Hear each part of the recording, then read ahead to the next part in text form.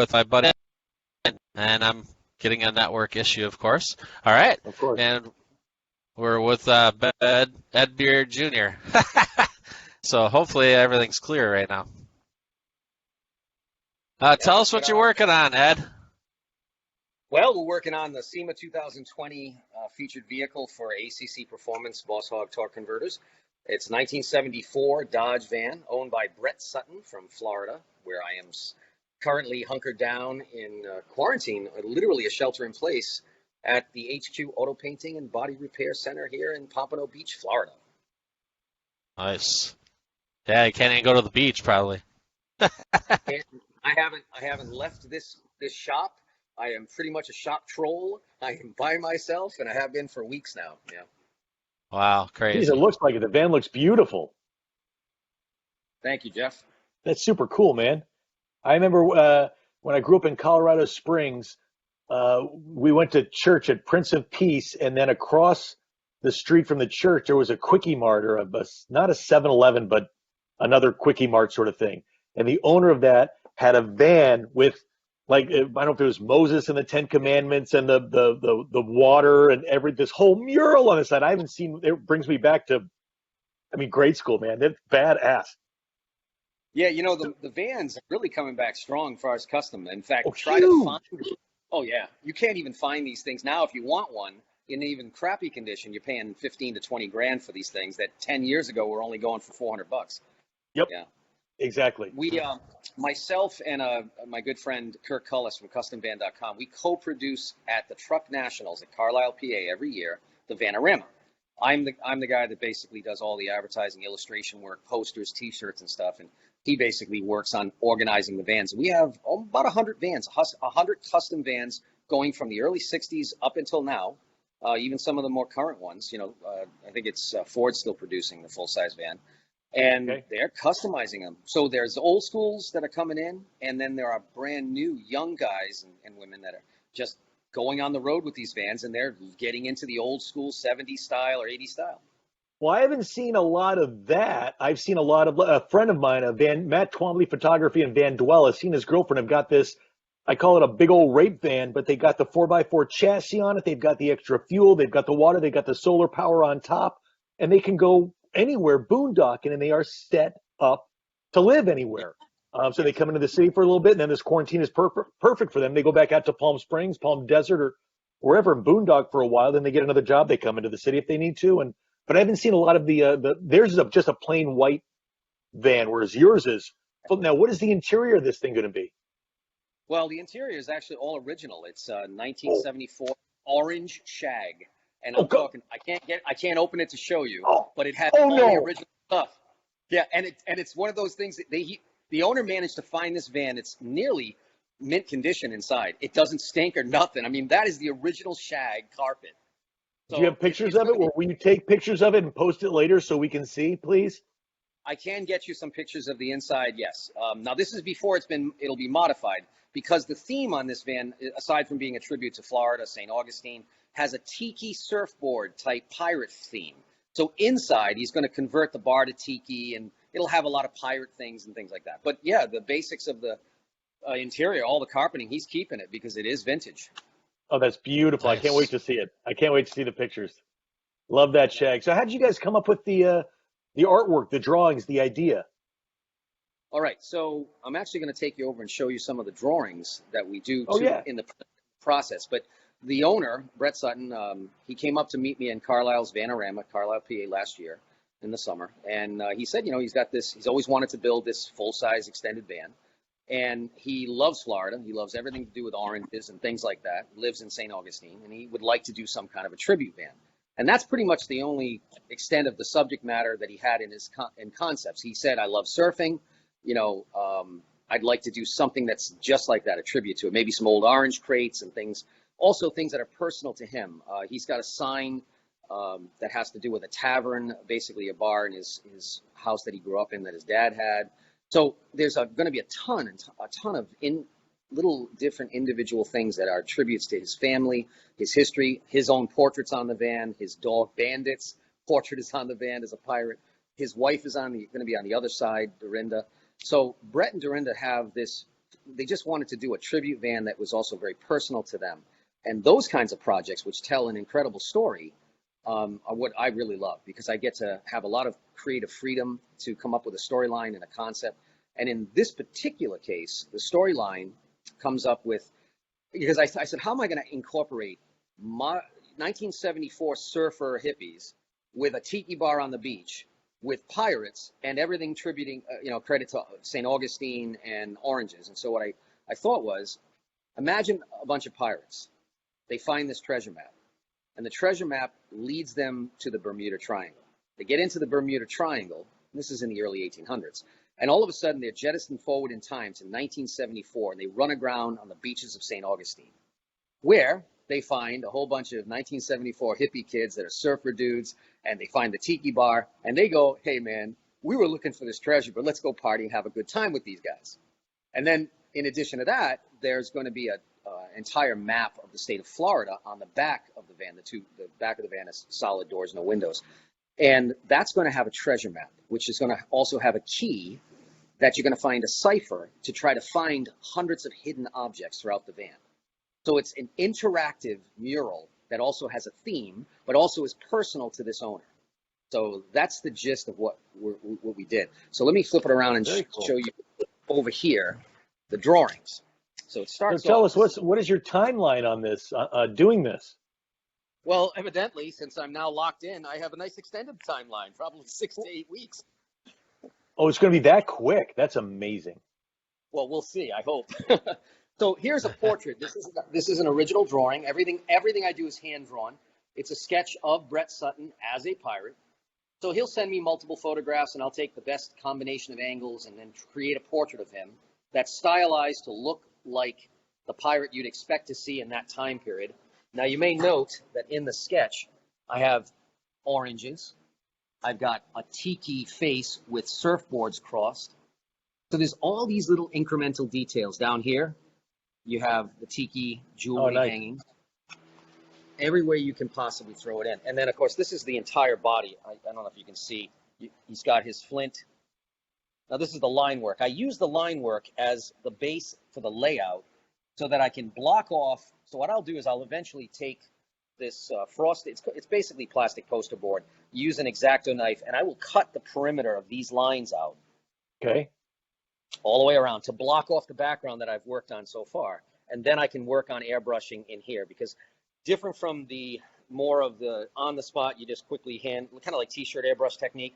I don't like those soft edges. I want a crystal clear, clean, crisp line. In order to do that, you have to block off and mask off. So I'll hand draw everything, and then we'll mask off everything. So how does that artwork, how does the artwork on the face transfer over to the van? I have to I hand paint it. So basically, this is my reference. So okay. Instead of going through just having a photo session that I'm actually costume designing this, getting the guys dressed up, taking pictures and all that stuff, I'm actually creating it out of my imagination, drawing it out, and then from that point, I will take this frisket, if you will, the entire perimeter, like I have right now, the positive side, I'll have the negative. I will then hand airbrush following my drawing. So I'll basically be redrawing, repainting it all over again from scratch. But it's the only way that you can get this kind of detail, because there's no way to transfer stuff. And honestly, I look at it like I'm old school. I like to do everything by hand. I like to do everything using my skill sets and my talent to do it, because by the time I paint this, I will have found things that I wished I had changed. And if I did a transfer, well, once you're done, it's done. You can't modify, you can't correct. Well, so I know I don't have any tattoos, but I know that tattoo artists, they draw something and then they can transfer that image they've drawn onto the skin somehow, and then they trace what they've done. So you're not doing any of that. You've got the drawing done, and then you have to draw it all over or paint it all over again on the side of the van. That is absolutely correct. There is no. He's amazing. There's no efficient way to honestly transfer. There's nothing like I can't put any kind of surface. There's no transfer ink or paint or anything that I can do to transfer it over. There are some artists out there that'll take shortcuts where they'll take a scan of this drawing they did, and they'll do a plotter, and the plotter will laser cut everything out. My attitude on that's like stencil painting, and I'm not going there. Plus, like I said, it never gives you the same effect as the hand painted, because as I start to do this portrait work, like here's the portrait of his wife. Because I've drawn it out like this and I have everything, all the details worked out, I am already, in my mind, ready to go for the paint. So I'm going to be doing this. Is that all just lead pencil? Yep, it's just graphite pencil. Graphite pencil. Not lead, it's graphite. That's bad. Yeah. Wow. I used to say lead.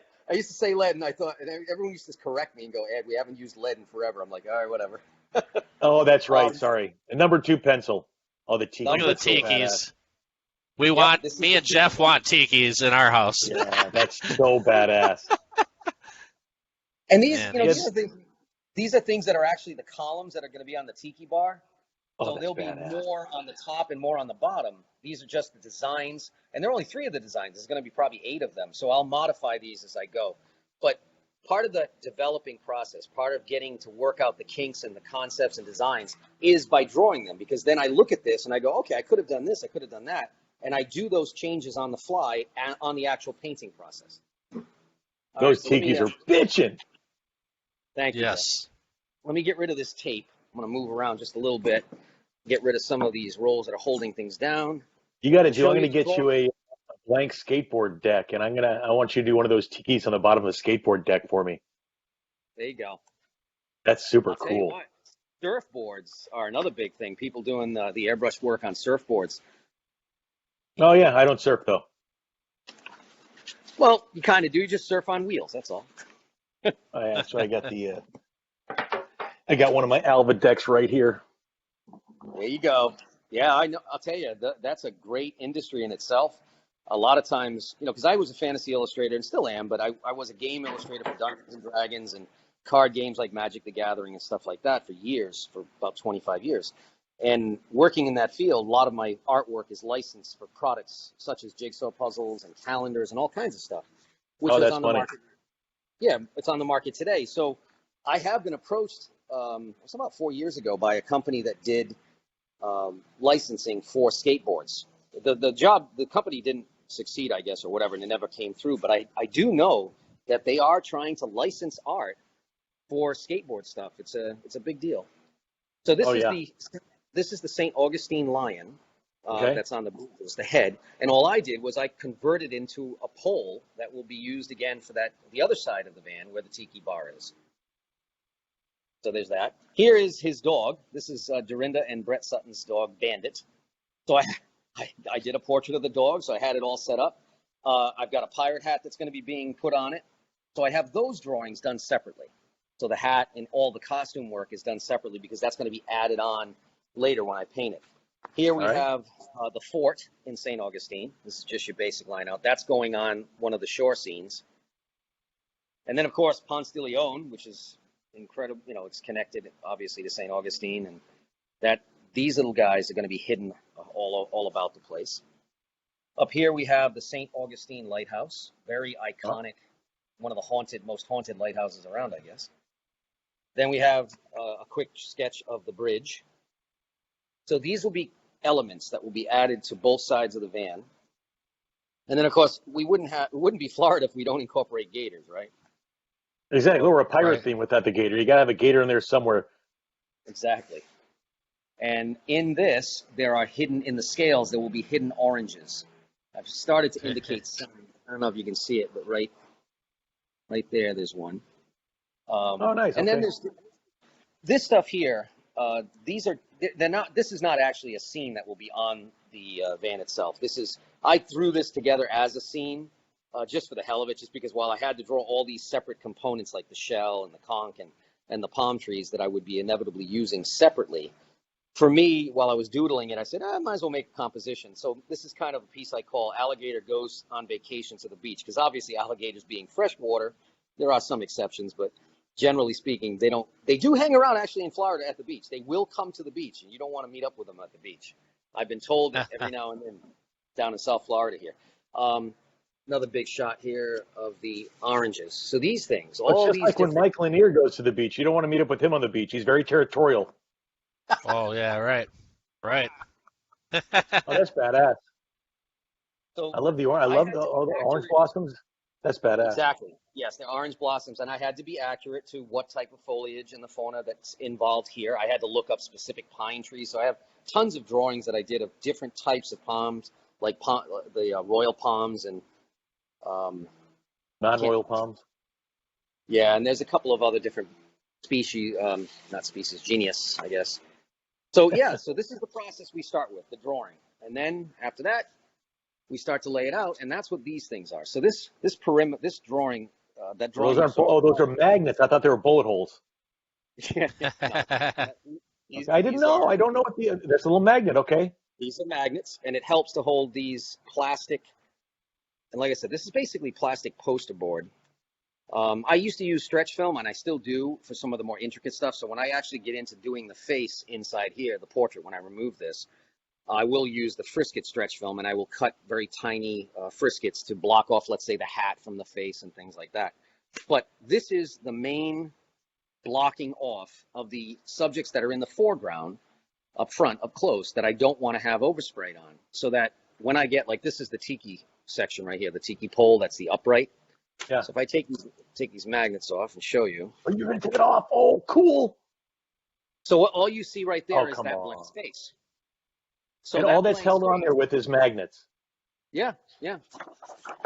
It's just a piece of plastic. Pretty cool. So that way when I was airbrushing the sky, I didn't have to overspray in the area that I will eventually be doing the tiki. Now, when I get to the tiki pole, I'll have this blocked off. I'll actually have this is the positive. I'll have the negative. And the negative will go back on, and it'll block. Oh, you will? Okay. All right, that makes sense. And it'll block so is that just to save paint, or why? It's not just to save paint, although it definitely saves paint. The biggest issue is if I had the sky airbrush, and then I tried to put this heavy section, it's going to be a lot of dark paint. It's going to build up a lot of mils of paint.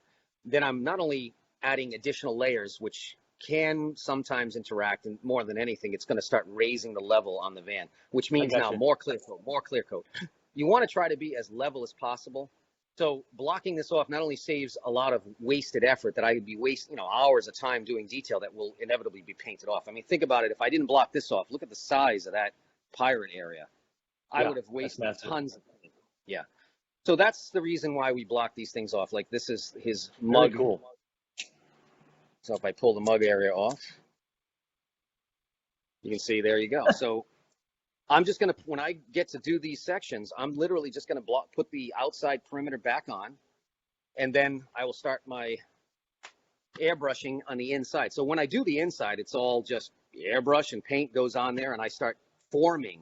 Same thing with this. I'll be forming the eyes and whatnot. And I'll have handheld friskets that I'll use in angles, which is exactly how I did the pine tree, which palm tree, I should say, that I'm going to do a demonstration on. And the Triscuits, you keep on using the word Triscuits. I know those as a cracker. Is that just you call them a no. plastic poster board that you cut out? It's called frisket, F as in Frisket. Frank. Okay, sorry. Frisket, no worries. Friskets, you can say they're a stencil. The difference is it's not something that it doesn't guide you per se. It blocks off. This is more than anything a mask. So I have elaborate mask, handheld plastic masked angles that I've cut that are following the perimeters and the contours of my drawings. That way I'm not overspraying on anything. Plus, you get a nice clean, crisp line. Like in this area here, when you're looking at the bottom of the rocks or the breakers here, this kind of fine line, I have to go back in with a fine brush. But if I hadn't done a frisket on this, I hadn't used this and masked this off, it would have a soft focus look. It wouldn't be crystal clear. It wouldn't be clean and crisp. The only way to get that crisp look on any of this stuff is you got to hand brush the line work, like all in here, all these lines, these highlights. Those are done with a pinstripe brush. But those in between shadows or the separations of the waves are done by holding handheld friskets, which are, let me give you an example here. I actually have one of the waves. I'm going to take you over here for a second. Yeah, here we go. So here's an example. I'm probably not going to be able to actually find it, but you can Looks get like the a idea. ripped sheet of paper. It is exactly. This is cardstock instead of plastic. And this, I say number 4, because what I've done is as you get the waves closer to you, they get larger. And as they go back, they get further away. So number 1 would be a very tiny wave. It would show these very slight changes in shape and maybe the waviness of the line. And then as you get closer, you get more dramatic. And I just take this piece of paper and I move it around, and it's very, very freehand, kind of whatever happens. It dictates to me, I'll start putting a wave in here, and I'll go, oh, I've got a little bit of an undertow there. Let me pull another wave up here. So I really never know what this mural is going to look like when I start. I have an idea of a basic guideline, but it has a life of its own, and it directs me on how it's going to be done. So like here we have the cresting of the wave right here, but then as you go down, it levels off, and then there's a section where, because I know it's going to hit the breaker here, I knew I had to pull back. There's going to be a little bit of a pullback, because that happens in nature. So all I do is I'd go to the beach and I'd observe, and I'd watch how waves change and how there's different types of undertow and how that affects the shapes of the waves. Nice. That's the way you do it if you want to be thorough on how you would, And it's not just a ripped piece of paper. It looks ripped, but then I saw closer. You've cut that specifically. Yes. Right. So for the waves, you want to cut them with an X-Acto blade so that you have those scallops that give you very distinct, clean lines. So that way, when you go back over it with the fine pinstripe, it does work, and it has that same contour. But then if you get it even closer, I don't know how close I can get, you can see some even these fine lines here are put in with a very super fine 000 liner, which is just a couple of hairs on a brush. Now, people say to me, why do you go crazy with those kinds of details when most people are going to see this thing from 20 feet away? And I go, because they're not. Because when you go trying to find hidden objects, you're going to be coming up close on this piece. Or I guess it comes down to this. My reputation has always been for super detail. Get the magnifying glass out, because you're still going to see more stuff even with a magnifying glass. And because I do love to hide objects in mural work that I do, if I can, people have just gotten used to going, all right, yeah, this is the guy that you're going to get on top of this thing, and you're still going to see stuff you didn't know existed. And Very that's cool. what blows people's mind. It's like the difference between a showstopper and a best of show and winning best mural or best paint is always going to be that extra 10, that extra yard that you take, that over the top anal attention to detail. And my clients that's what they like. They want to have the winner. I mean, there's a lot of things I could have cut back on this, but in my heart and soul as an artist and a creative person, I'd be like, nah, I can't cut those corners. So I'm a slave to my own detail Your work. reputation now, yeah, that's right. Mike and I have interviewed my friend Mike Cotton. He's on the new show Faster with Finnegan, and he painted. The car Blasphemy from Mike Finnegan's car Blasphemy. Yes. Mike Cotton painted it, and the last time he painted it, the roof, it's a gold flake, metallic flake roof, but within that he hid a bunch of FSM, Finnegan Speed Marine logos hidden within that gold. Yeah, so it's like that kind of stuff. Very cool. That's what makes it exciting, because it's the more you look, the more you see, and people just they never know what they're up against. I mean, with this, to give you an example, here's a side that's unfinished. I'm gonna hopefully you guys can see this without too much of a glare. Let me see if I can. So what I've got right here. That's all airbrush? This is all airbrush, right. So this is palms. Now, to create those palms, I don't have it with me at the moment, but I had a piece of plastic that was cut like these shapes. So I went and drew out maybe 20 different types of leaves and different angles and different curves. And then I took that negative frisket, went up there and started airbrushing the base color green. So we started off with a dark black, almost a dark black green, dark forest green for the background. That created the silhouette of the whole shape area. Then I went in with a medium colored green, which is probably right about here. And then I created the initial shapes by using that frisket that was shaped like the different palms. And I would change them out and rotate them back and forth. I'm wondering, I actually do have them. Hold on a second, guys. They're right up here. Okay, so now you can see. So you see this? Get out. Yeah. So, okay. So now what I'm basically doing is doing this, doing that, rotating it around and creating those foliage pieces. And the palms, as I was going further back, getting closer and closer, I'd have to get bigger ones to get the perspective. So far away is the smaller ones, bigger ones up front. To create that feeling of depth, you have to make sure that the ones that are closer up to you get highlighted, because they're going to be the ones that are exposed to the sunlight. So in this case, I started adding the lighter greens, those highlights right in there. And in order to create this sharp line that separates that palm, that split the vein, you have to have an angle of a piece of paper that goes that angle. And then so now I'm using another cut piece of paper that gives me the ability to not overspray. Because if I went in with an airbrush without any kind of blocking of the other side, it would be a soft, fuzzy line. It would just never work. And it would look like something you'd expect to see on a t-shirt airbrush job, So this is not highlighted, just so you know. This is on a stage of 1 to 10. This has maybe from 1 to 7. But the 8, 9, 10 levels of highlights have to be put in with a much brighter airbrush color and the liner, the pinstripe liner that I go in. And I'm going to show you what that does. If you look, okay, so right here, there's no highlight here. You'll see that it's just medium greens and just the foliage. And a lot of people say, oh, it looks good the way it is. But now come over here and take a look at what happens, though, when you add those extra bright lights. You have the sunlight here casting up against the foliage. And now you can see that light highlight. See that fine line? Yeah. And that's what makes this whole thing pop. And you can see the difference in how bright. Yeah, it's like my dad is an artist and he paints oils. And when I go out to visit him, I always make him watch Overhauling. And the one part I always pause and make my pop watch is that when Foose draws the cars.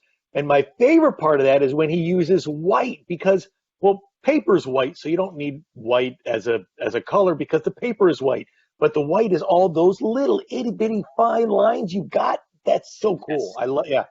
Yep, and that's the difference between that section and this section. And so your dad's an artist and he does oils. What kind of subject matter did he paint?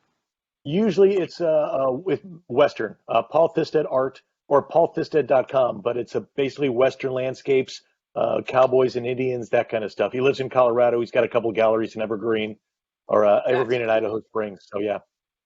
Well, I tell you what, in the 80s and the 90s, I was in New Mexico for a little while in San Luis Valley. And I used to visit Santa Fe and the galleries there. I think one of them was called the Chalk Farm Gallery, and they had a ton of Western art. Of course, you see the R.C. Gorman and all that stuff, the American Indian art and stuff. But that was that was a huge collector market during the 80s, is the Western art. And I still know it exists today. But I remember several of our friends were American Indians who had done a lot of art. And that's an amazing field. And some of, if you go back to the turn of the century in the early 1900s, the amazing art that these artists had done drawing the Western plains and stuff. Oh yeah, that's awesome. Yours is so much more detailed. His is Leroy Neiman kind of, but I love his colors and his action. So that's. Oh yeah, there's tons of action there. That's fantastic. Yeah. Well, then you are all too familiar with art. Then Yeah, it's my dad's fault. Whenever I start looking at it, it's like, don't start with me. It's your fault. I like art. That's fantastic, man. Well, my kids are in the same boat. They grew up since they were in the stroller, and actually used to have them in a little swing behind me when I was doing all the paintings for the book covers and the calendars and stuff back in the day, and for the game art. And they would literally grow up watching me do these horrific monsters and creatures and dragons and stuff. So for them, when they would go into school and they would have like a show and tell, they'd bring in all these creature monster posters and stuff. Oh, that's cool. Now, I don't want to call you out because I don't know how old you are, but I'm old enough to remember the magazine, and this reminds me a lot of the magazine Heavy Metal. It's what? That's a high compliment. That's a high compliment. Oh, it is? Okay, good. So you know what I'm talking about. Oh, yeah, I do. Okay. Oh, yeah. Well, in my field, in fantasy art, because I started in 79. My first published works were in 1979. Oh, actually 76. But by 79, I was doing a lot of automotive stuff. And that was the heyday of murals on the sides of vans and motorcycles and cars. Every other car had to have a mural. If you didn't have a mural, it was kind of like today's version of tattooing, If you I don't have a single tattoo, so I'm considered oddball naked, Tattoos or 22s. Yes. Yeah. Yes. But I do remember the time period and that magazine, of course, look at the album covers we had back in the day. You had Frank Frazetta, the great fantasy artist that did Molly Hatchet. You had Roger Dean, who did the Yes album covers. There was just so much great fantasy art and sci-fi and horror art back in the day in that 70s and 80s time period. So I grew up in that 60s, 70s time period, was very exposed to all of that. So it was a dream for me in 1989. Oh yeah, you hit the nail on the head when you said Molly Hatchet. I mean, Photo with Disaster, that's the album cover, man. Yes, indeed. Well, those are the guys that preceded me. That's Boris Vallejo and Frank Frazetta and Ken Kelly in the Dungeons and Dragons world. Yeah. Dungeons and Dragons was a huge thing in the 70s, and then it kind of faded away a little bit, and then in the 90s, card games came out, and I got on that bandwagon, and I did that for about 25 years and did tons of those card games. And it gave me an opportunity to do tons and tons of cool creatures and monsters, which my kids grew up. So my daughter and my son, they actually work for me. They manage my Renaissance Fair booths, which we have across the country. And, kids that go, what a Renaissance Fair is. Yeah. Now, are your kids artists? So my daughter, actually, they have different types of talent. They went into the talent field, but they didn't follow so much dad. My son does have a good skill set in drawing. He does really good, but he works his skill set in doing commercial advertising and illustration for videos. He runs a YouTube channel and he does commercials for game companies like Warframe, for instance. Digital Entertainment out of Canada puts out a game, and he does the voice acting. So he's a voice actor, and that's what he does. My daughter, on the other hand, has an angelic, beautiful voice. She was 13 years trained operatically. She has my wife's talent. My wife was a wonderful singer. And so my daughter has done a couple of albums with soundtrack, movie albums, things like that. So we're all in the creative field, but no, I think, thank God, they chose to do something that I think they had a better handle on marketing-wise than what I had in my time, because there was no internet when I started. And I think they saw enough suffering, because the first 15 years of my career, as with all artists, man, we were pounding the pavement. I mean, we were Skid Row. We were going through junkyards trying to find furniture. I mean, it was, when my daughter was born, we had nothing, not a pot to piss in. But I got that big break right around that same time, fortunately, where I got hit up by Dungeons and Dragons and the card game industry, and that established my career for the first time. I had been in automotive until about 1980. Well, I'm gonna say 90. So just around 1990. What happened is, aside from the gas crisis and everything, the change from airbrush and hand painted to vinyl graphics came into play. More importantly, the 80s really sucked for hot rods in general. I mean, there just wasn't a lot coming out. You had the Fox Body Mustang, but there just wasn't a lot, and certainly not like the 70s. So you had, then you had, right, but no, very few people did anything with those things. I did do a couple of Firebirds, I would do a couple of Phoenixes and things, but in general, very few people did anything with those things until right now. It's like Goolsby Customs has got one of the baddest ass Fox bodies on the planet, and Detroit Speed DSEZ has got the baddest ass Z28, the IROC Z. So yeah. Yes, they're bringing them back, but in the 80s, everything they went didn't away. do anything. Yeah. No, they didn't. It was the worst boring time for us airbrush guys. So I just, and also as a sign painter, because I used to do hand painted sign lettering, that disappeared. That disappeared overnight. When 3M came out with the plotter, my business was gone. See you later. And I was a hand painted quill, pinstripe and hand sign work. It became less and less. So I knew that I had to get back. I had to get into publishing. And the writing was on the wall, so they say. The writing was on the wall in a big way. The bills weren't getting paid. The writing was on the wall, and it's like, all right, well, have paint. And you weren't doing the writing. It's the vinyl is on the wall. Damn it. Yeah, I agree. It was. Yeah. So I decided that, I just need to move into a different field. So I'd always wanted to do comics and paint fantasy art, because I'd always, as a kid, loved that stuff. And I went to a show up in Wisconsin called Gen Con, and I set up my artwork. I did some samples of what would be ideal for them, like creatures, monsters, dragons. And they loved it. They hired me. And then for the next 25 years, I made a decent living with selling original art and, of course, doing the collectible card stuff. I got license fees. And still to this day, that's how I wound up in the Renaissance Fair circuit, because it was a natural marriage in a way, because, Renaissance Fairs, medieval, fantasy. And I got my first exposure to that in the 80s. And then in 1999, I opened up my first building at the King Richard's Fair in Massachusetts. And then I started getting them in Michigan and Ohio. And I have a Renaissance Fair here in Florida, too, that unfortunately got closed because of the Now, level with me if you would. I know you go to the Renaissance Fair. Do you dress up in the chainmail and you get the sticks out and you beat on your friends? They beat on me, but I don't. I do have a Renaissance Fair outfit. It's kind of a Celtic. It looks like a Viking outfit. Okay. And I'll get out there with my easel and I'll be painting and demonstrating and drawing, and doing whatever dragons or stuff.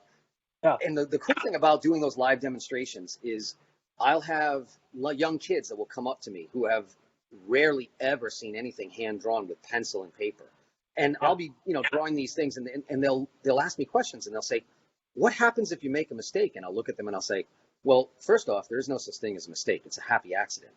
I said, and the key is, can you make that mistake into something cool? I said, and I will deliberately put my pencil in and I'll screw up. I'll deliberately like make a line. And they'll go, oh no, you just messed it. Yep, I did. Now watch me turn this line into something cool. I said, the key is, I said, when I start this drawing, I really never know. I have a general idea, but I said, I don't see the whole thing. It's like a puzzle. Think of a jigsaw puzzle. A jigsaw puzzle, you can't see the whole image. You see thousands of broken pieces. However, every one of those puzzle pieces has only one place it will fit. I said, so when I paint a picture, I paint it very similar. I look at the whole overall concept, but I know that if I draw this line here, then the other line is dictated by this line. I can only go so many places. So I really don't have to think of the whole thing. I just have to have a good knowledge of every single piece of the puzzle. I said, it's just like anything you do, playing instrument or whatever, you have to learn the individual octaves, the individual chord progressions, and everything. If you learn those things and memorize them step by step, then you can compose and bring them all together and they create this final thing. So I'll tell these kids this speech, right? And I'll talk to them how it's done. And then I'll say, why don't you come back in about 15 minutes and see where I'm at? And so they'll go walk around and they'll come back. And then they'll look and I'll hide an object and they'll find it. And then they'll go, oh my God, I see something. It's a potato or it's an owl head. And I'll say, that's right. I said, so do you guys want me to hide anything else? What do you want me to hide? And then they'll throw out ideas. And I'll actually put those things in as we're going and as I'm talking. And they'll come back a half hour later and they'll see the progression. So very cool. It's an awesome, yeah, it is. It's an awesome opportunity to, a lot of these young kids are maybe anywhere from 7, 8 years old up to teenage, high school graduates. Some of them are very creative and talented, and they would love to get into the field, and they just don't have the practical application of inspiration, of mentorship. Yeah. One thing, I know I'm not trying to help you make money, but you could sell, drawing pads, little drawing pads to the kids, put your custom logo on the front of it, or I don't know if you have some laying around. I think it would be cool as hell for you to set up another easel or another table with just butcher paper and have the kids, if you want to draw, here's some pencils, here's some crayons. If you want to draw with me, kind of hang out and do that, because it's fascinating to watch my dad and his friends do their thing, or it's fascinating to I got a thing for pinstripers. It's fascinating to watch them, how you load the brush and then you twirl it, all that stuff. Yep. So anyways, some thoughts from me, because I want to come watch you paint now. Yeah, actually, can we watch you paint? Yeah, actually, that's what I'm about to do. I'm about to do that right now. So let me set up the camera. While you're doing that, I'm going to talk for a second.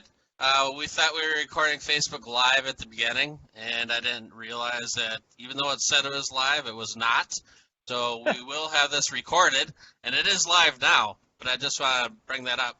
We will have a recording later, so you'll be able to rewatch the beginning, but we did miss about 30 minutes of it, unfortunately. So, I'm going to try to find, let's see, Car Show Nationals. It doesn't say but it doesn't say it's live. Yeah, it says live on my screen, so I don't know. It's been weird. But, the thing says it's live. And I'm seeing on my phone it's showing live, so we're good. All right, good. But that's okay. Right. Besides that, you got a lot of material you'll be able to add in, plus all the photographs that I sent you, which the viewers will be able to see in the finished video that will go up on your YouTube and stuff. They'll be able to see some of step-by-steps a little clearer than what my video might have given. You can throw those in between. And speaking of SEMA projects, last year's 1955 Chevy, Joe Mealy's car that Mike, of course, you and I were in the back seat, and up front was Joe and Coverman 66 Terry. We had the Tri-5 and the Tri-Live. Yeah. We were broadcasting live while we were in the 55. Yeah, it was pretty cool. Even though we were sitting there for 3.5 hours, just so you know, to go into Ignited. Yeah, we never made it Ignited. A lot of us didn't, but over 100 of us. They sat us in a line. We never moved. But we had a great time making the best of it, needless to say. We were driving Jim crazy. The owner of the car, he was like losing his crap. He said, I remember his statement. He goes, "This used to be my happy place. It's not anymore." Oh, God. We were laughing as long as it didn't overheat. Oh, that's close. We were starting to, so we had to shut it down. All right, I'm going to stick this right in here. Hopefully that's a good, I don't know if it's moved around again. All right. So I'm going to be working in here, the highlight section. Let me just lower this just a little bit. Okay. So just to qualify or clarify, you see you're going to work doing the highlight section. So this is, you're really going to use the white paint and stuff? Yes, I'm going to use a light cream, almost like just a hint of yellow in this white. So it's kind of an And this is ivory color. paintbrush, not airbrush, correct? It's both. It's airbrush. First thing I'm going to do is I'm going to see, because when you're looking at this right here, this is kind of like a yellowish green, mid-tone, grayish green that is going on. I don't know how it's coming across on your camera, but all of this is mid-tone. So that there's the darks in here, and then there's these mid-tones, and that created the shapes, the shadows, and the details. However, now I have to add the highlight because we have the sunlight coming in this way, and on this side of the palm, we have to pop these individual sections that are rooting off. And so that's what I'm going to demonstrate for you guys.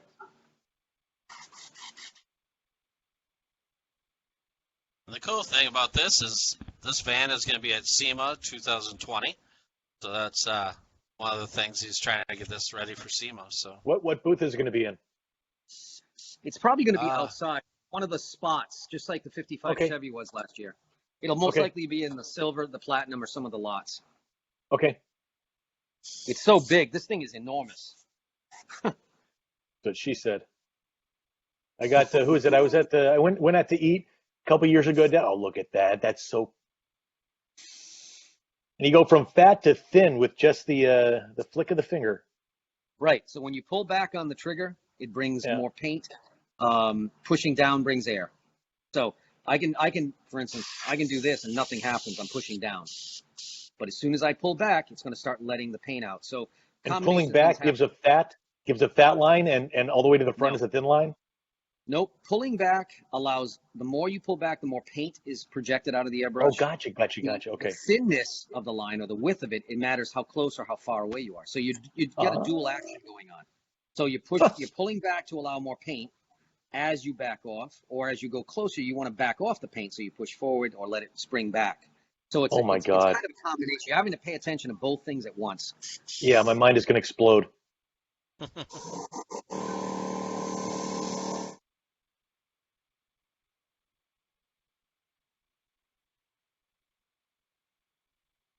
So this is going to be the freehand without any kind of guide. So I want that soft focus line. I don't want a hard line on this. This is just no frisket. Some levels of light. So for the soft line, the no frisket. Right. If I wanted a hard line, I would take this and I will, I'll like say put it up against there and hit that. But I don't want necessarily a hard line yet because I'm going to go in with a hand stripe brush and I'm going to outline this to really make it pop. So it'll be a nice bright line around here that'll pop it off the background. Let me see. Am I still on the camera down here? Yeah. Yeah.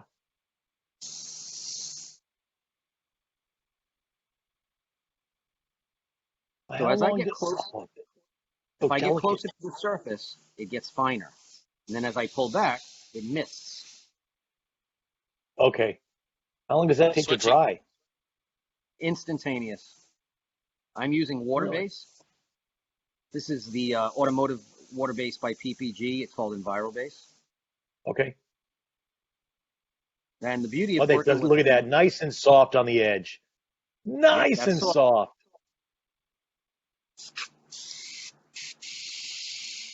I switched to gallery view because when Ed doesn't talk, then sometimes I'll switch to anyone else who's talking. So that's why I'm trying to shut up. You've got that situation where if it hears the voice, it'll kick on to me, and if not, it won't. I got you. Yeah, I put it on gallery unless you want me to switch it back. I can switch it back. Whatever's best for you guys, you're going to be doing the recording and the editing of the video, whatever. So whatever you feel is good. The key is keeping Ed talking. Yeah. So if this dries instantaneously, then you can, once you're done with your airbrush, you can go over and get your paintbrush and pinstripe it, or not pinstripe, but highlight with those delicate. Yep. It's literally dry the second I spray this thing. I mean, I'm misting such a light layer here that there's no paint buildup, so it's not staying wet. It's the molecule, the atoms, or not atoms, but the particles of the paint the pigment is actually drying literally the second it hits. So it's evaporating. The water is evaporating out and leaving the pigment behind. Wow.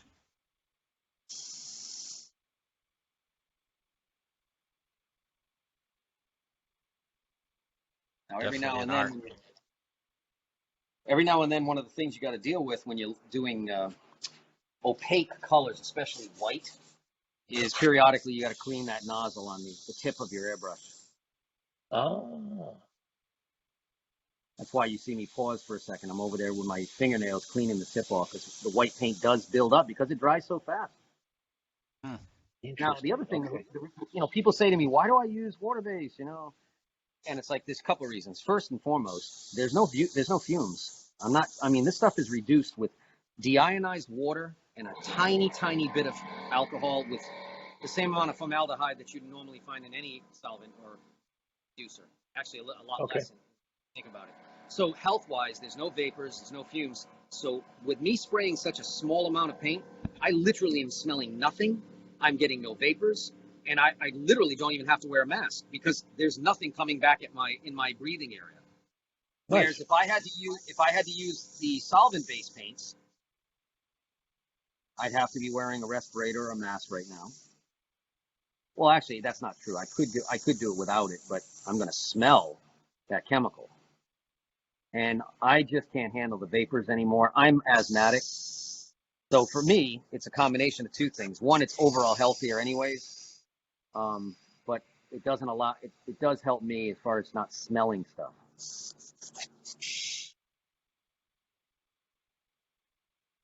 So right now my airbrush is clogging. So I'm going to go in, take the nozzle off, check it out. Check the front of it, looks pretty good.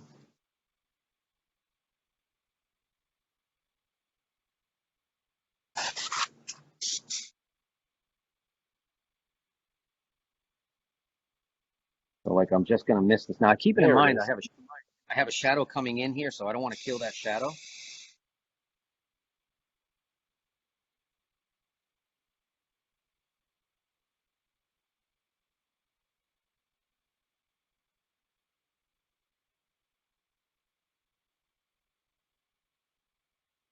He talks about messing it up. I'd be worried about that myself.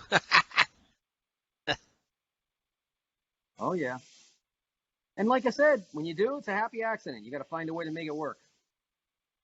I don't know if my hand's steady enough.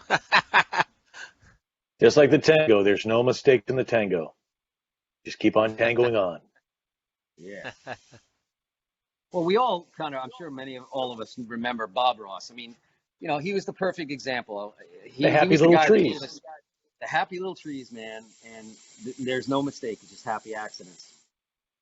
That was so correct. It was so accurate in that statement. Yeah.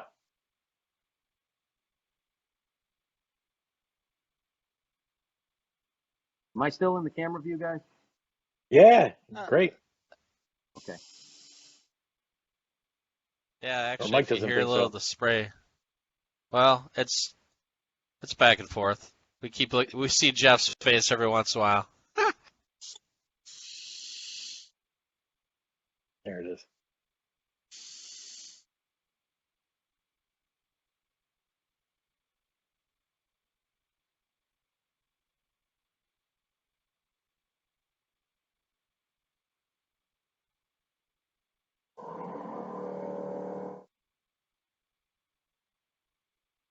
I hear a little bit of the compressor, but it's not that bad. Yep.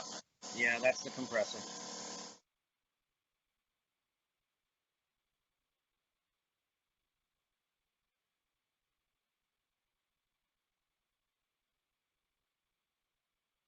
So how often do you airbrush with when you're doing your live videos? Are you doing a lot of airbrushing or more hand drawing? A lot of live airbrush. In fact, I did 2 nights ago. I did a 2-hour-long airbrush demo. And then the night before that, I think I did 4 this week. I mean, it's because so many people out there that during this plague are losing their minds. They're stuck in their houses, and many of them, of course, 2 of my major shows have canceled. So I have 2 major Renaissance fairs, which are a third to half of my income are gone. So like myself, who are a gig worker, where venues get closed down, many of those folks are closed down. Either they're not working because they're in a shelter in place or whatever. So this is like the first time in their lives they've had no social interaction with people. Most of these folks, their only social interaction is their work and their people that they work with and fellow employees. So I have been getting, I literally have had well over 60 private messages since I've been doing my Facebook Lives. And some of them are long, like they're like 6 pages long, of telling me why and how important it was that they got the chance to see me doing this, and how enjoyable it was, and how it gives them something positive to go, look forward to seeing. Because I get goofy and I interact with them, and I acknowledge every single person that tunes in. And I think if you just allow, I have a choice here. I could be isolated. I'm already isolated, right? I could sit here and do this all by myself, have my music cranking, and have peace of mind, not have to worry about the camera being organized or whatever. Or I can do what I do in person when I'm at those shows demonstrating, and I know what an impact it does have on everyone that watches. It fascinates them. It gets them out of the negative situation they may be in.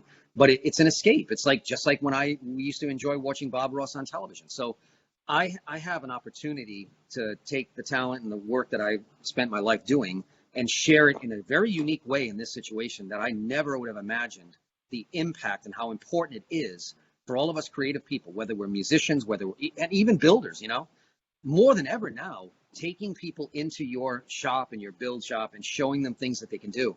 It gives them hope. It gives them a sense of misdirection, if you will, takes them away from this very negative situation that we're dealing with, the very plague, if you will, So I just feel like I'm kind of blessed and lucky that I'm able to do this. And at the same time, it makes a big difference in a lot of people to be able to tune in and go, hey, man, let's go see Ed Airbrush tonight. So that's what I've been doing, and I'm going to keep doing it. I'm probably going to be doing live demonstrations for the next 6 weeks, little segments, maybe 2 hours at a time. All right, so I'm going to go over to my mixing table, and I'm going to prepare my palette with some paint that I will be able to use with the brush. So bear with me for just a second here as I do that. As I'm mixing on my high quality, high professional palette. I'll show you that in just a second. When I went to last time I was at the Chicago Auto Show, after work, a friend of mine and I scheduled to go over to, I think, the Museum of Art, but they had a Van Gogh exhibit of the 3 rooms, or the Van Gogh room, and the first time that the 3 paintings had ever been together, same. Anyways, went there and saw that one of my favorite things was they had under glass one of his old palettes, and it had the paint just.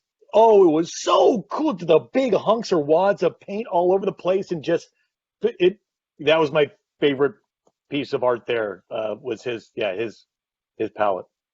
That is awesome. Well, who knows? Maybe someday this paper plate and this brush may be under glass, because as a poor man's artist, this is what I use. My paper plate. Now, I will say I'm cheating a little. I have wax paper here. I have my butcher paper. But all you pinstripers, the pinstripers I've seen, they either use a paper plate or a piece of cardboard, like a pizza box. Yep. Hey, as long as you can hold it in your hand and you're able to move the brush around back and forth, get the paint thickened onto the brush. By the way, I'm using a Mac by Vondego. It's a fantastic one. This is a nice little liner brush. He's a phenomenal pinstriper. You may want to think about Mike and Jeff getting Vondego on.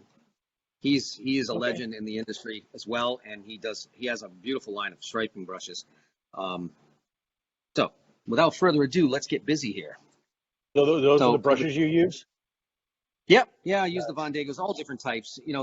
This isn't your classic striping brush. This is a liner, and specifically for this kind of stuff.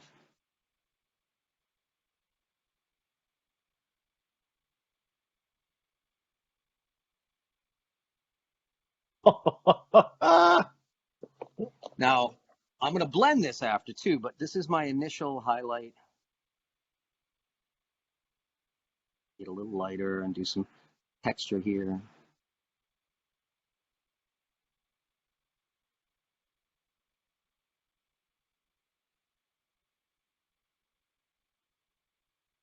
Go up here.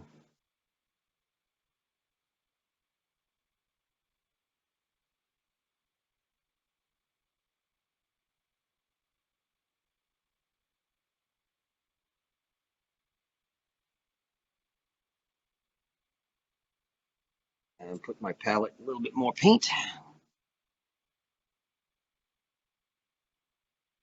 There we go. Nice.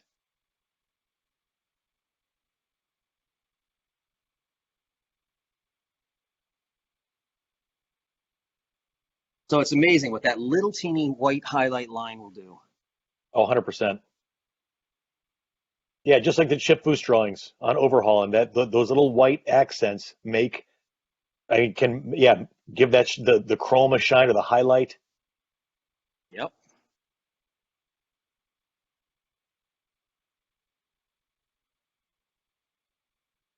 I was lucky enough to watch him do that for an hour and a half one time. Chip Foose did a video of Very it. cool. And he's amazing. I just can't figure out how you can draw such a straight line just freehand. I'm like, actually I not could doing never do that. Unfortunately, not having to do straight line. Yeah. All Just these lines Chip. are- Chip did one. He could have probably done it blindfolded. I'm like, how did he do that so straight? You know, I'd be like all over the place.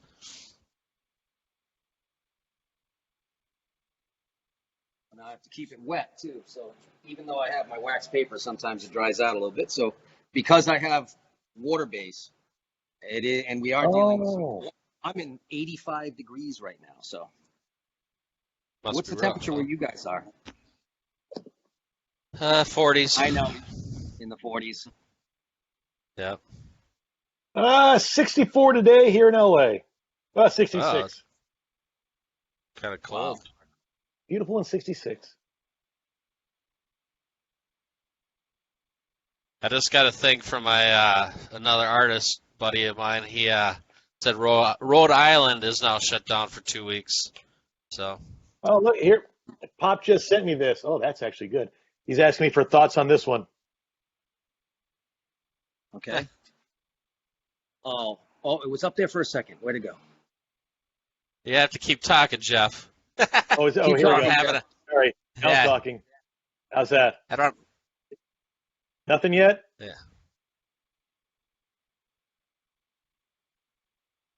There you go. I can see it. I don't know if you can see it. I saw it for a brief second. They were all looked like they were sitting up on a fence, right? On a fence, 100%. Yep, you got it. Dave. That's fantastic. You know, I tell you what, it's so awesome to meet someone who is a child of an artist, because I get a chance to really think about the future of my kids, you know, and what someday that, you know, they'll be reflecting back on their dad, you know, growing up with a dad who's drawing crazy creatures, monsters, and painting the sides of vans. But you're an example of what inevitably my kids will be someday, and that's kind of cool. I think you can say that you have become a better person because of your exposure to the arts, because you have appreciation for it. Yeah, right. I don't know if I'm certainly not cultured, but I like art. I remember we were at the East Wing Gallery in D.C. and Klaus Oldenburg. First, we saw the huge sculpture of the Calder sculptor or mobile, and then Oldenburg had this room, this funky, weird room, and then I don't know why, but I started liking Klaus Oldenburg, and he's done all these sculptures across the world. But around the United States, I seek them out and find them. Like at the Kansas City Museum of Art, they've got these huge 19-foot shuttlecocks that are all over the front lawn. It's like, you know, badminton shuttlecock, but they're 19 feet. What the heck are these things? Or in the University of Las Vegas, he's got a huge, a flashlight. There's Matisse. We went up in Vancouver with my dad, my mom, and my grandfather to see this Matisse exhibit. And one of the quotes that I'll never forget is, "There's always art. There's always beauty for those who want to see it." So, yes, right. See, now just there, the fact that you go to art galleries and the fact that you know the many names of some of these creative people like Matisse and whatnot. I mean, and the appreciation you have what people don't get, and I think unfortunately here in the United States, the education system continually shies away from, is how important arts and music, arts and humanity in general. It allows us to think outside the box, to be able to see things, reverse engineer stuff. You know, they constantly just train kids to be binary thinkers, you know, follow instruction. Yep. But what they don't realize is that if they had introduced them to more creative, both music is very mathematical and binary, but it also, on the other side of the hemisphere of the brain, is compositional. It gives you the deductive reasoning skills. That's what art is. Everything I'm doing right now is a constant evaluation of spatial relationship, light and shade. I am always observing, and I'm always comparing one thing to the next, which allows me to have intellectual deductive thinking. So now, on one hand, that also makes me question authority in every way, shape, and form. And maybe that's not something, we don't, I think that pretty much might be there. But yeah. When we talked a little earlier, you corrected me, and it's not a lead pencil anymore, it's graphite. And I don't know why, but do you follow or Ed Tilrock, pencil specialist? I'm actually not familiar with him. You need to look him up on Instagram. It amazes me that you can, a number 2 pencil that you take your SAT test with, or you have to take a test with, this guy creates, that's with pencils. And it's amazing. Wow. Oh, yes. Right. It looks like a picture. Yep. I know. It's amazing. But yeah, Ed Tilrock art. He's a pencil specialist. That is amazing. You know what? I do know who he is. He's on my Instagram. Yeah. I knew you would. I know you would know him. Knew you would know him. Yeah. Yeah. Right. Yeah, that's top shelf stuff right there. And that's the beauty of art too. Is the other thing about art? Yeah, I mean that's just wow. That's beautiful technical. With a pencil. Yep. Oh, yeah. Well, you guys see the picture of the car they did in airbrushing that Ed did on the 55. I'll have those pictures somewhere in the video so you can see it, but it looks like a picture of a car and it's all airbrushed. It's just very cool. Oh, that was Junior Johnson's 39 Ford, right? Yeah. Yeah. That was an example where I had to take an actual newspaper clipping from the Wilkes Patriot, where he was talked about how he was being pursued by the cops, and then superimpose an actual photograph of his vehicle in a better shot, because the newspaper didn't have but a blurry shot of his vehicle. So I, basically put the photo, I changed the photo to a more contemporary shot of his car because it was something you could see. So a little bit of artistic license, but essentially it was actually the newspaper thing. Also, Mike, I sent you a picture of the Dragonlord van. That's my daily driver. That's the one that was the 2018 SEMA special for PPG. That was their featured vehicle. And that thing, that van I bought in 2000, brand new. It was my workhorse. I took it to all my conventions and my shows, and basically beat the heck out of it. It had like 300,000 miles on it. It was all rotted out. And my buddy goes, "You got to build that into a hot rod van." I'm like, "Are you kidding me? I want to junk this thing." Well, that was it. It started the process, and I spent 900 hours on that project. There, aside from hidden objects everywhere, the inside of the van is painted, the doors, the step-ups, all hand-painted, the engine compartment. But I did send you some pictures of that, so you can include that in the video too. Mm-hmm. Nice. This is what the van started out looking like. Yep. There you go. There it is. That's this one right here. And then the 55, you got on the A&E Network with the 55 Chev that you did the painting with, the airbrushing.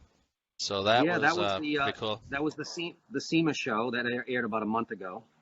That was really cool. Yeah, I got called by the network producer on that because it was weird as heck. She contacted me via Facebook and then contacted the sponsor at the time, Hot Rod Innovations. Those are great people.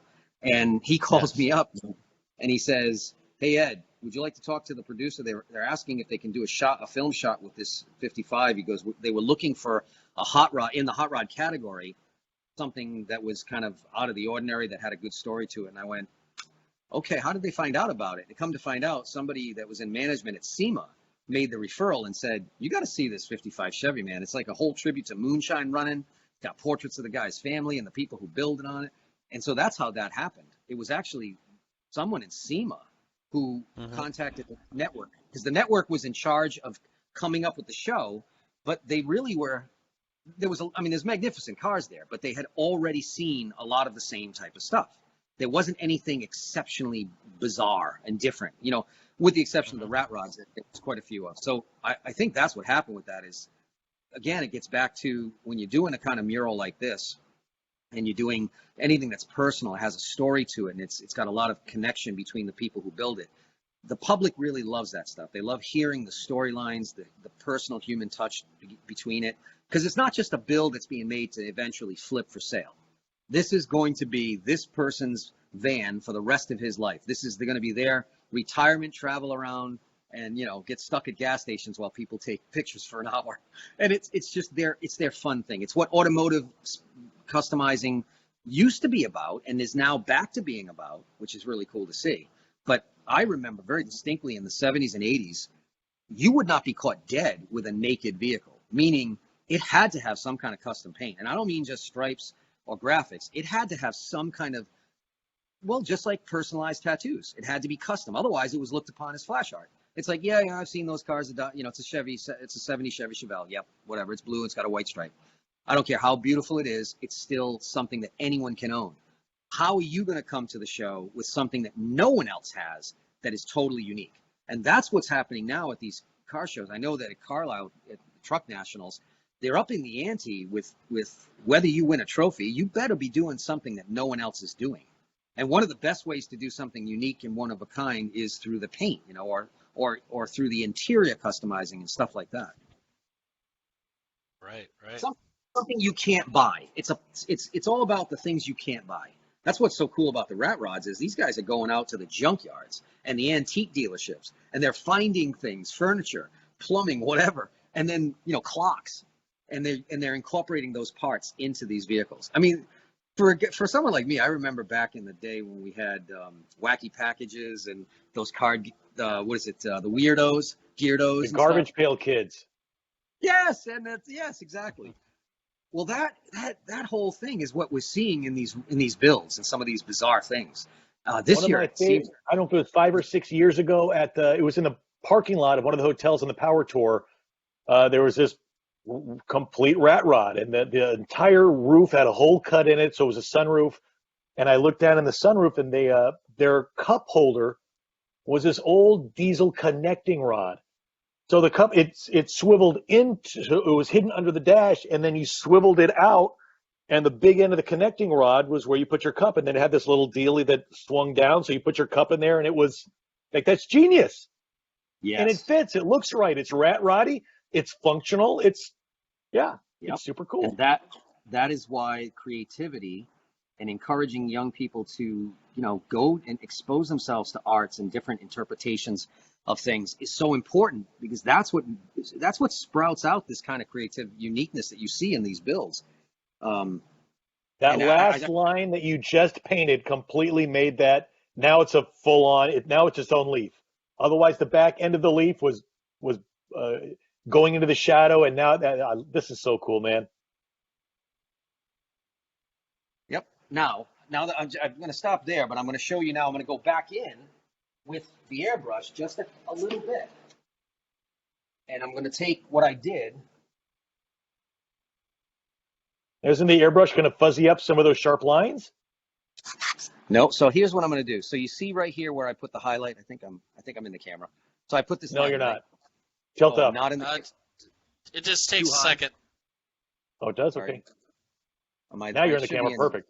Yeah. So that, like this one here, for instance, this right here.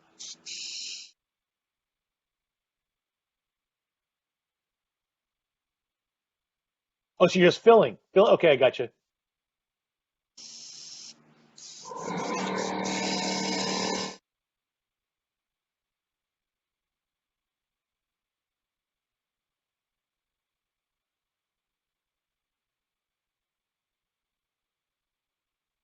So that fine line with the brush is still there, but now it has a little bit of a glow effect. It's filling it out.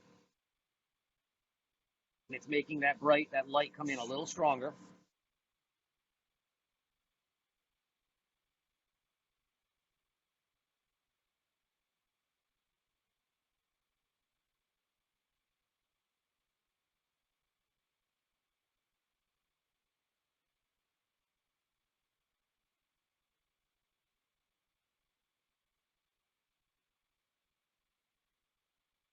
Cleaning the tip. Got to do that every now and then, periodically.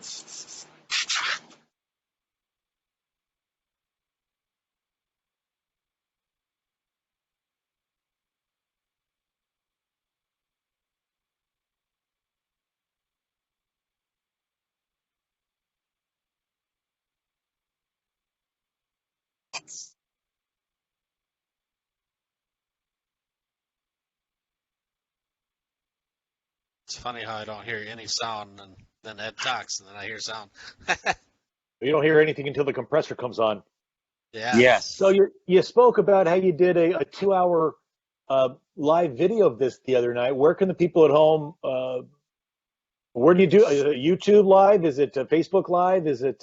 It's a It's a Facebook Live. You can go to my Facebook page, and that Facebook page is Ed Beard Jr. for Junior.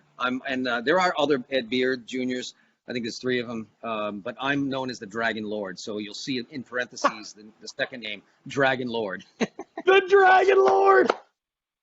Yep, I'm the Dragonlord. I love it. Well, with a van that looks like something out of D&D, they call it the Dungeons and Dragons van. I figured, what the heck, I might as well go with that. And that's your daily? Yeah. All right, so I'm going to step back, guys. I'm going to show you what I did, and you're going to see the light just pop on this thing. All right, so flipping it around. So you can see the section. Here's what it looked like before down here. And then take a look at that. Boom. Oh, yeah. Yeah. Literally night and day. Literally. Yeah. So I actually, people say, well, how do you know? I said, I paint with sunlight. I let the sunlight dictate.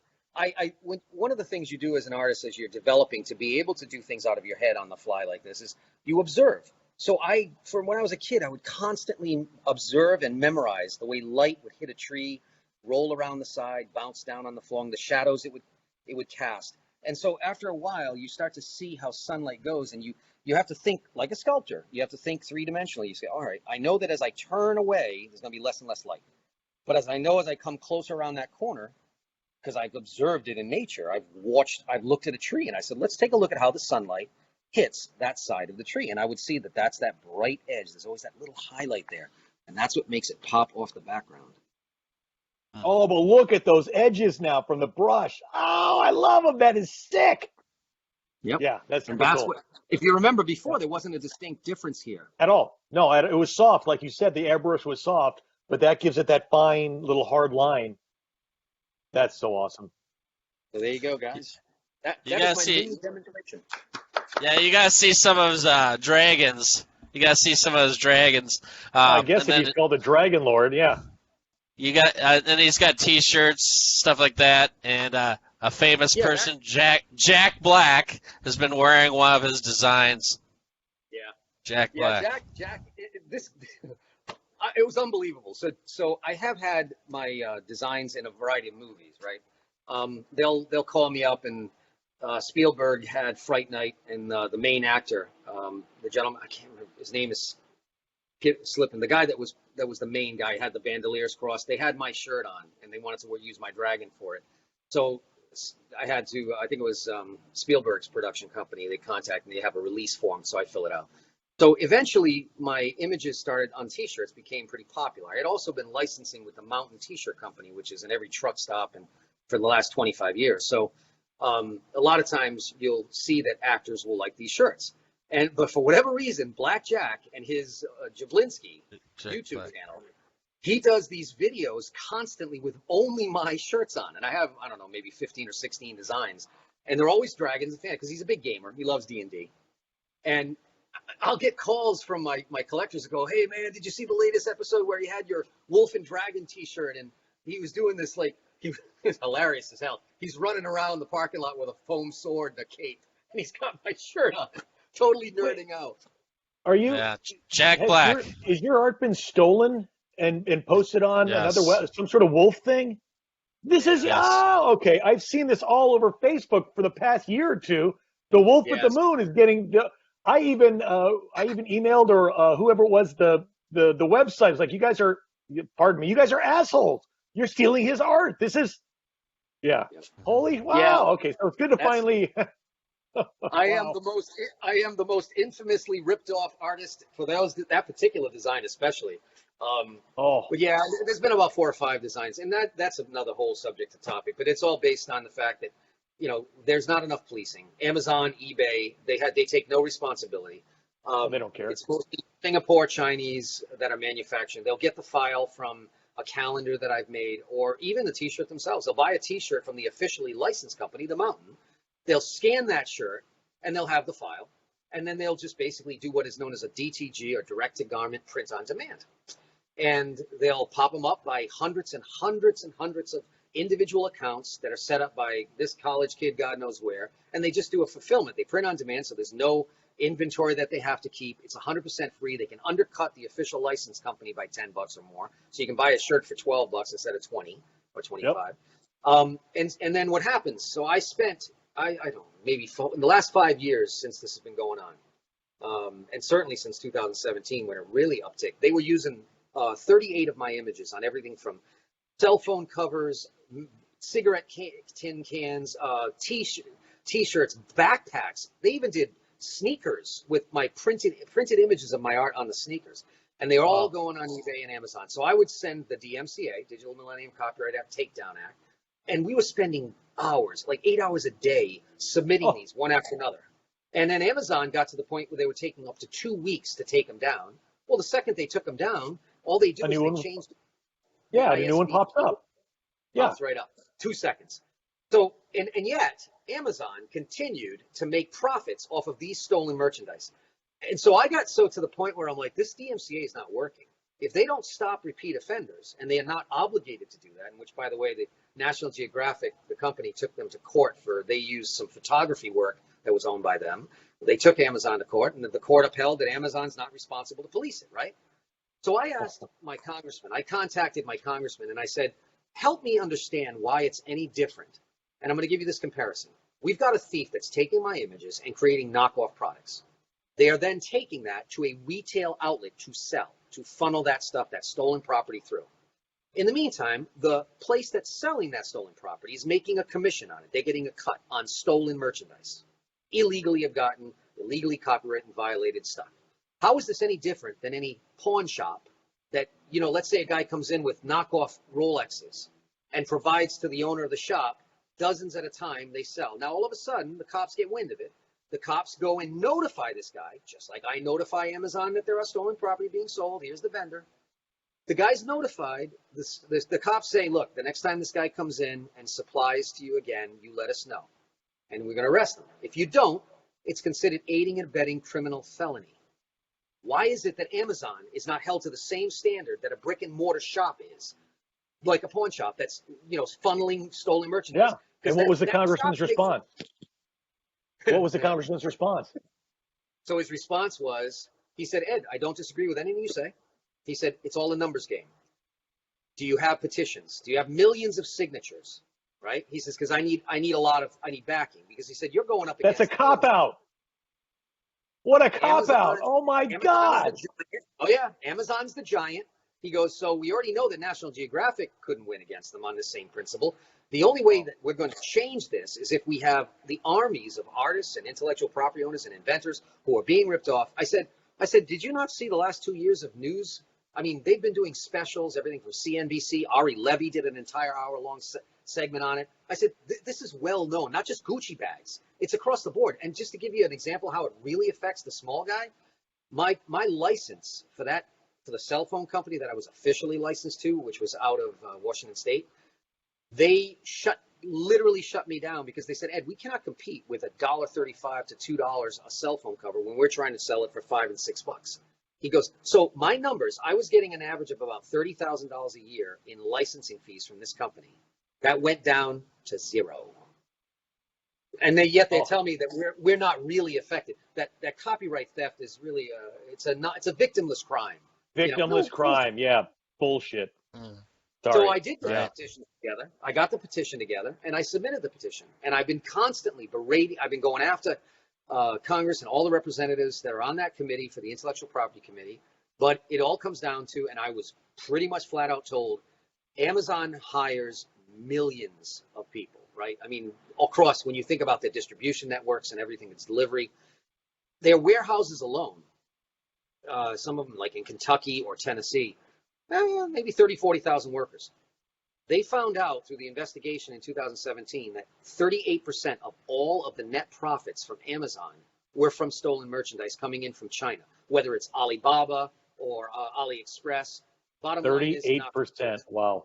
You take 38% out of an employer as big as Amazon, you can collapse an economy. I was told basically that's the reason why they're going to drag their feet on this until it's not about whether it's right or wrong or it's in law that it's illegal. The fact that the brick and mortar pawn shop can't do it, but they can do the exact same thing, no different. They are held harmless because they're just hosting. I'm like, how is the pawn shop hosts when they do consignment? It's the same damn thing. But you know who Amazon is? Amazon is now the real Dragon Master. Yes, they are. They're the ones they're too big to fail. If they're not going after because it's a numbers game, that's, oh my God, I'm so sorry. If there's anything that I know, I'm small, but if there's anything that I can do or sign a petition, or where can we go to sign this petition? Well, ironically, that petition's finished, right? We had plenty of signatures on it. I have to say this. Ironically, one of the things that happened when the current administration took over, because the current administration is in a pissing war with China, to say the least. They went after. They're in a pissing war with anybody that urinates. Pretty much. And with China, they have every right to do this, and they're legit on this because China has been knocking us off and ripping us off for the longest time. And they basically went after. There was an edict that came out of the administration, I guess, a few months ago. I think it was February, that said that they're going to go after the Amazon warehouses and eBay warehouses, any place they stock inventory. And if it is reported that stolen merchandise is being sold, they will have the right. The feds will have the right to go in and investigate and pull that property. So as a result of that, all of a sudden, like almost overnight, there was a huge reduction in the knockoff products and sale of my T-shirt designs by all third parties, which was interesting. All right. I thought that really interesting. However, so what changed is Amazon themselves purchased what is known as a Kornit printing, DTG printing press. It's a $100,000, $150,000 printing press. And it's designed specifically to print garments one up. All of a sudden, there's a listing, October 11th, it was posted, it's on my Facebook page. And it says, sold by and shipped by Amazon. So there's only two possibilities there. It means that they're warehousing these knockoff shirts of mine. So they either got a huge inventory of it and they've been warehousing it because they're selling it. And that link, by the way, to the knocked off product of the Moon Song, the Wolf and the Dragon t-shirt, is still up there today. I have submitted multiple DMCAs through their online form. I have never received an automated response, which tells me that the ISBN that's connected to, because Amazon themselves is selling it, is not communicating with the algorithm. What a coincidence. So something that they're either one, printing themselves, or they're stocking, they're making sure cannot be taken down. So I had to get an attorney. We have an attorney right now. The Mountain T-shirt company, who is the licensee, I've been in touch with their lawyers about this, who sells millions of dollars as one of the biggest accounts on Amazon. They have had no success removing it. They've asked their reps to please take it down. They're told, yeah, we'll take it down. It doesn't get taken down. That's how bad. Wow. So Amazon themselves is selling knocked off product that they know is knocked off, and they're not taking it down. And I'm saying this publicly, recorded, published. I've said it in multiple videos, and I'll continue to say it. And you can go, if you do a search for Moon Song Dragon Wolf Moon t-shirt, and you will find the Amazon selling, not the Mountain brand, selling their own knockoff version. There's a listing. It's on my website, on my Facebook page. And I can't get them to take it. It makes me very sad, Ed. On the other hand, even though I can't legally get them to take it down, I have been very successful at sabotaging their ability to sell it. I have an army of collectors and fans. I have probably 30,000 followers between all my different social media. And I call them Beards Battalion. When I put the call out to them on a video and said, hey guys, I need your help. I need you to trash Amazon for what they're doing to this. I need you to get on there, start making comments. I want you to put, reviews if you can and everything. Well, they did. They attacked the shit out of the listing. So as of right now, I don't think they've sold a single shirt, because when you look at the reviews, it's all a bunch of people saying this is a knockoff stolen property of Ed Beard and blah, blah, blah. So I've essentially come around the back door and I've crushed my enemy without having Conan, what is best in life? To crush your enemies, to see them driven before you, and hear the lamentation of the women. Pretty much. So is it on your Facebook page? Is where you post most of this stuff for the Amazon? Yeah. Okay, good. Facebook All right, page awesome. is my name. It's Ed. Yep. Then Beard, Beard, Yep. Jr. for Junior. You could also go Yep. to Fantasy Artist Ed Beard Jr. because I have pages dedicated to that. My automotive stuff, if you want to just see just my automotive airbrush stuff, you'll go to Airbrush by Beard on Facebook, and also my website, airbrushbybeard.com. And so that's how you can see all the different things that I do. My website, by the way, for my fantasy art and for Dungeons and Dragons stuff like that, that's just edbeardjr.com. Awesome. I did go. I'm one of Ed's warriors, I would call myself, because I did get one company to take some of his stuff down. So, but you're part of the battalion? It took a little while. Yes, I had to threaten them with going public with all the stuff. Yes, that's right. I was going to bring that up. Mike is definitely a commanding officer in the Beards Battalion, and Mike really got he actually Mike, because of what you did getting through to that rep, that's what I got the name of that rep, and I was able to follow that up with the mountain. And evidently, the rep, that woman that was a sales rep that actually did reach out to me the next day, and she says, I'm a part-time artist myself, and I know what you're feeling about this. And she says, she was a supervisor, but her manager said to her that there is no way to provide me any information or contact info for the legal department that would handle this, since they're not responding to my DMCAs. But what she did say is she will personally hand it to that department. And what I found interesting is that after that, and I forwarded that information on the mountain, she never responded again to any of my inquiries. I couldn't get her on the phone. I think she got ratted out, poor thing. She tried to do the right thing, but I think someone on the legal side said no. If they think they have a case, tell them to file a lawsuit. That's basically what we were told. We're not those legal bastards. Right. Yeah, so unless they're on your side. Yeah, unless they're making money on your side, they don't care. But as far as Jack Black, I mean, this guy I haven't been able to reach him. It kills me too, because there's a guy named John Koturba, the Polka King. He was one of the people who knows the actual guy who was the Polka King. Jack Black played that character in a movie they were on set with, and John was his best friend, this guy's best friend in real life.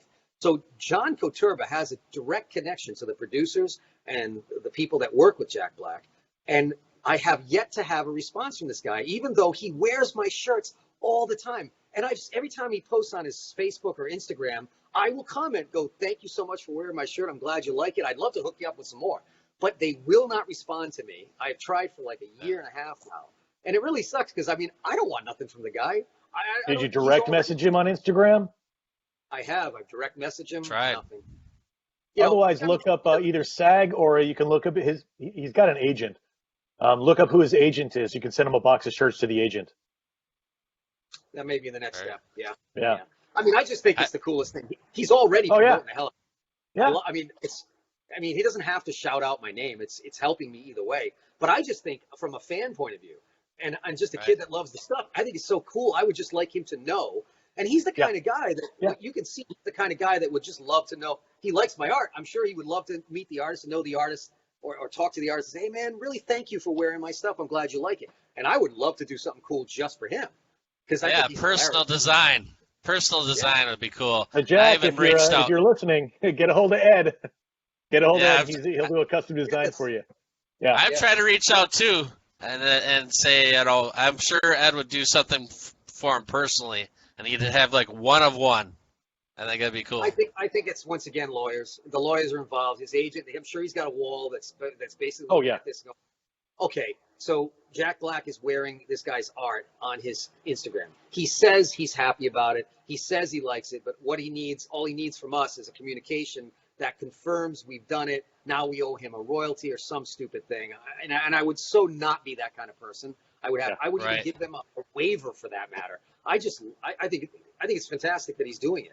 I just love it. But I've been very blessed in my life to have a lot of celebrities and people of very high exposure either wear my art, play with my games and stuff I've illustrated, and do shout outs like that. So I've been very lucky in my life as an artist, because I was the kid that got kicked out of art class in 9th grade, told this was a waste of time.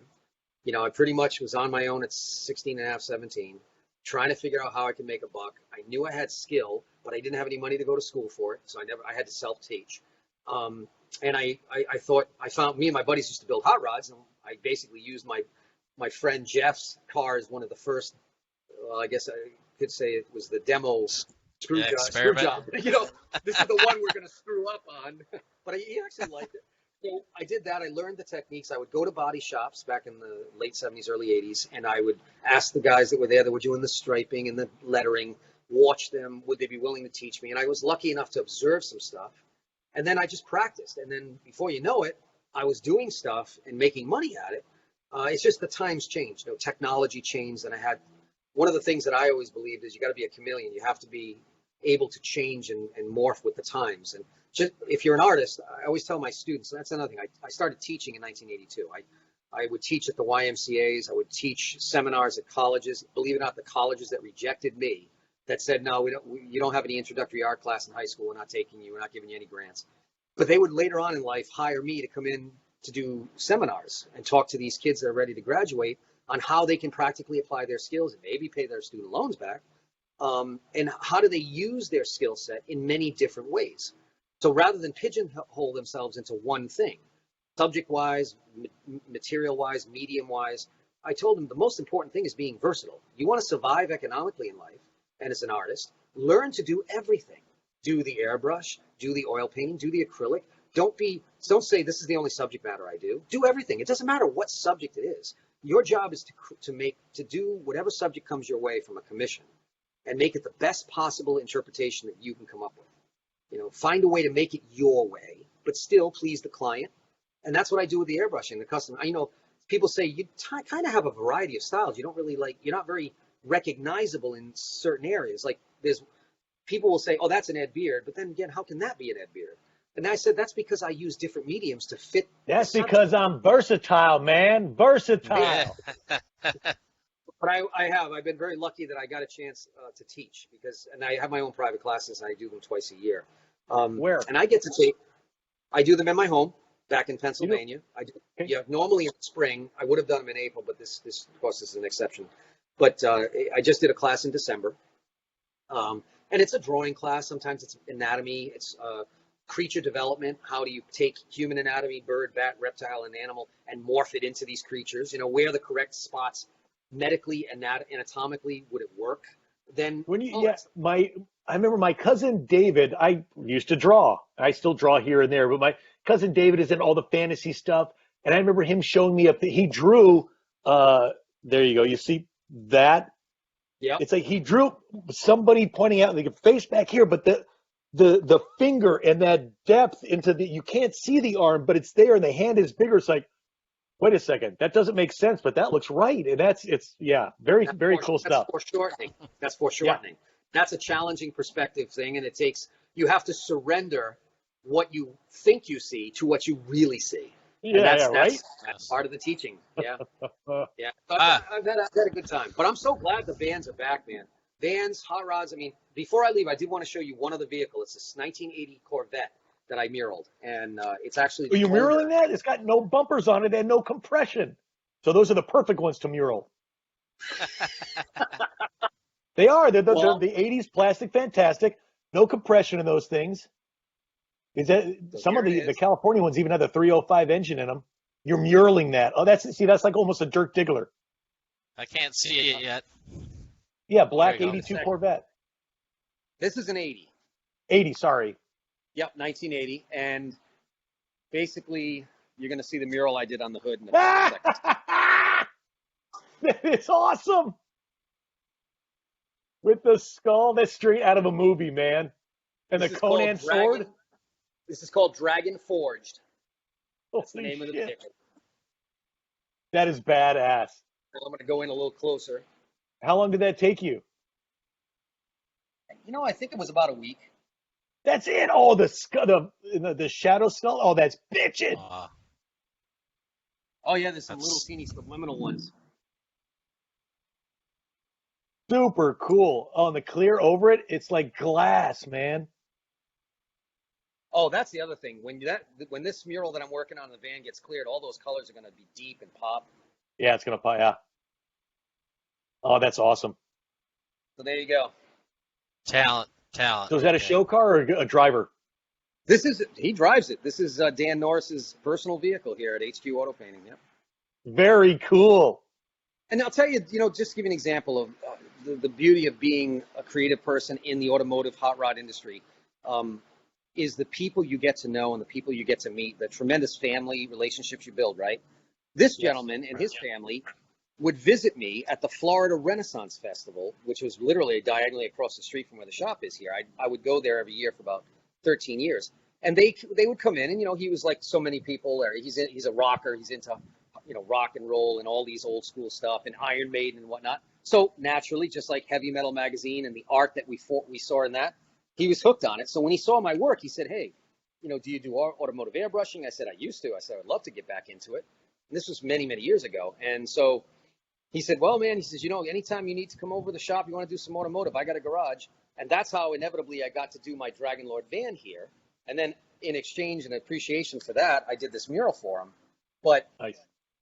him and his family have become my family ever since then. So for over a decade now, we've been just like brothers. So it's that kind of a relationship that I have with all these people that I meet in the weirdest places. I mean, at the Renaissance Fair, you wouldn't be amazed, because you think, the only people that go there are the nerds that want to get dressed up and whack each other with foam swords. It's actually all kinds of families and people of all different interests.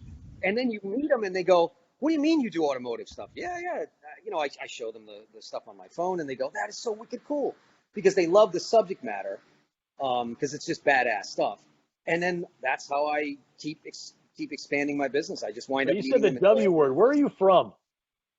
Oh yeah, so we parked the car in Harvard Yard, but you do two Deuces Tree Trees, Rhode Island. Oh, okay. I thought it was Boston, because my cousins always say wicked. And so if you want to, if you're thirsty, what is Mike drinking? Show me your can, Mike. Me? Yeah. What do you call Blast. That?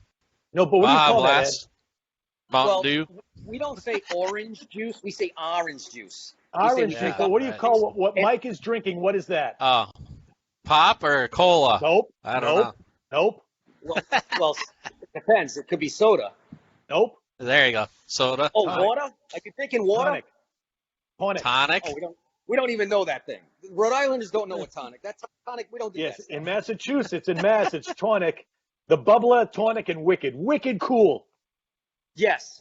So what happens with Rhode Islanders, we get a melting pot between New York, Connecticut, and Rhode Island. So we are a mix. Our accents can change literally 5 miles down the road. So there'll be influence from New York, and then New Yorkers, and you'll have the Italians, they'll have this kind of, hey, what are you talking about, man? Don't mess with me. It's that kind of thing. Or you can go into the Irish and the French Quarter area, and it's like, we park the car in the garage every now and then, and we get a lot of influence from the camera. Yeah, sure. And it's wicked awesome, man. We drink coffee. Don't mess with me. I'm from Cranston. When we're from Cranston, we know how to do things. Yeah. And so we have that.